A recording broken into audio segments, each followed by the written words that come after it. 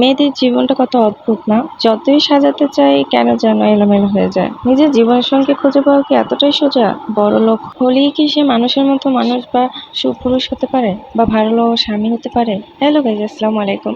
আজকে আমি কফির রেসিপি নিয়ে আসছি। কফি বানানোর ট্রাই করতেছিলাম, যদিও এটা সেকেন্ড টাইম ছিল। ফার্স্টেরটা লাস্টে ভিডিওতে দেখাই দেবো। ওইটা কোনো রকম পারফেক্ট হয়েছিল, মোটামুটি শেপ দিতে গেছিলাম লাভের, মোটামুটি হয়েছে, যদিও না পুরোটা না হইলেও। কিন্তু এইটা একটুখানি মানে কেমন যেন সাদা সাদা হয়েছে, কিন্তু এটার টেস্টটা অনেক ভালো ছিল। তো চলেন আজকে আপনাদের সাথে শেয়ার করা যাক। আসলে মেয়েদের জীবনটা অদ্ভুত বলার কারণ হচ্ছে, মানে এখন সোশ্যাল মিডিয়াতে যেভাবে মেয়েদের অত্যাচার স্বামীদের কাছে, এগুলো দেখলে এখন অনেক অবিবাহিত আপুদের এই বিবাহিত জীবনে পা রাখার শখটা মিটে যায়। তারা হয়তো এখন আর বিয়ে নামক জিনিসটাকে বিশ্বাসই করতে পারবে না। এখন মেয়েরা কাকে বিশ্বাস করবে বলেন? যাই হোক, যদিও আপুটার দোষ থাকতে পারে, সেটা তো আর আমরা জানি না। যদিও থাকে, কে এরকম নরপশুর মতো আচরণ করে? কে এইরকম করতে পারে বলেন? মানে এগুলো দেখতে দেখতে আমরা কেমন যেন হয়ে গেছি এখন। মানে সব সময় আতঙ্কের মধ্যে থাকতে হয় কেমন যেন। তা যাই হোক, আমি যেটা বলতে গেছিলাম, আমি এখানে কফি বানাচ্ছিলাম। আর কফি বানাতে বানাতে আপনাদের সাথে শেয়ার করার চেষ্টা করলাম। এখানে আজকের কোনো শেপ দিতে চাইনি, কিন্তু আজকেরটা এমনি তো প্রথমে ভালো লাগতেছিল না, তাই জন্য গোল গোল দুটা ঢেলে দিয়েছিলাম। কিন্তু পরে দেখলাম যে না, টেস্টটা খুব ভালো ছিল। আমি আপনাদের কাছে মেয়েদের কিছু বাস্তব কথা শেয়ার করি। মাকে জিজ্ঞেস করেছিলাম, মা আমার স্বাধীনতা কোথায়? উত্তরে বললেন, এখন কিসের স্বাধীনতা? বিয়ের পর স্বামীকে নিয়ে যা ইচ্ছে তাই করবে, স্বাধীনতা খুঁজে নেবে। একদিন ভোরে স্বামীকে জিজ্ঞেস করলাম, আচ্ছা মেয়েদের কি স্বাধীনতা নেই, শখ আহ্লাদ নেই?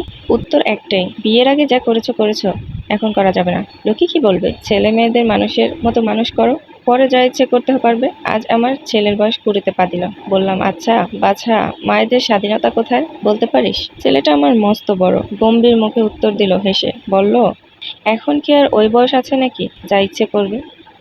অনেক কিছুই করেছো জীবনে, এবার আমাদের মতো করে চলার চেষ্টা করো।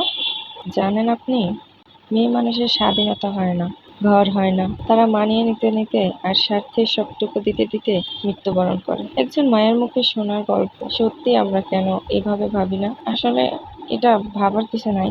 আমরা কিন্তু এটা বুঝতে পারি। বিয়ের আগে যখন একটা কিছু করতে নিতাম, তখন শুনতাম যে মেয়ে মানুষ হইছ, এরকম করা যাবে না, মেয়ে মানুষের এত আবদার থাকতে হয় না। তারপর বিয়ের পর শ্বশুরবাড়ির মানুষদের বউরা এরকম করলে পাড়ার লোক কি বলবে? স্বামীদের কথা। এখন কি তুমি আর ছোট আছো? 2 বাচ্চার মা হয়ে গেছে, বুড়ো তো হয়ে যায় নাই। যাই হোক, আমাদের মায়েদের বা মেয়েদের কত স্বপ্ন এরকম অপূর্ণ থেকে যায় না। দোয়া করি সব মায়েদের বা সব মেয়েদের সব ইচ্ছাই যাতে পূরণ হয়। এখন তো আর সেই যুগ নাই, নিজের ইচ্ছা নিজের পূরণ করার মতো অনেক অ্যাবিলিটি আছে, আলহামদুলিল্লাহ।